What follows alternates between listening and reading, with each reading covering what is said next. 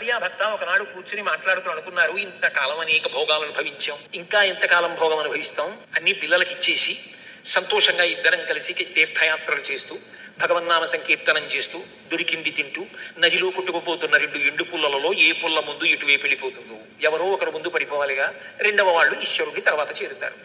రా, ఇక మన ఇద్దరం కూడా ఈశ్వరాభిముఖ్యాన్ని పొందుదామని చెప్పి చెయ్యి పట్టుకుని వెళ్ళిపోతున్నారు. ఆవిడంది, లోకంలో ధర్మం అన్న మాట ఒకటి ఉంది కదా, భర్త గారు ముందు నడవాలి, భార్య వెనక నడవాలి, అందుకని ఒక్క రెండడుగుల ముందు మీరు నడవండి. ఆయన నడుస్తున్నాడు, వెనక ఆమె నడుస్తోంది.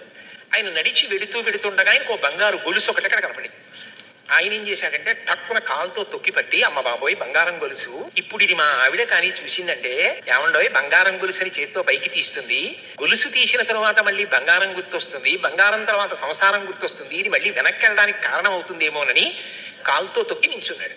ఆవిడంది ఆగిపోయారేం, ముందుకెళ్ళండి అంది. ఆయన అన్నాడు, లేదులే వస్తున్నాను, ఒక్క అడుగు నడు అన్నాడు. ఎందుకంటే ఆవిడ ముందుకు వెళ్ళిపోతే కాలు తీసేసి వెళ్ళిపోదాం, ఇక చూడదని. ఆవిడంది, ఇంకా మీకు బంగారం గొలుసు కనపడుతోందా? కలిసి నడిచినా, ఆయన ముందు నడిచినా, ఆమె రెండు అడుగులు వెనక నడిచినా ఎవరు పండుతున్నారు?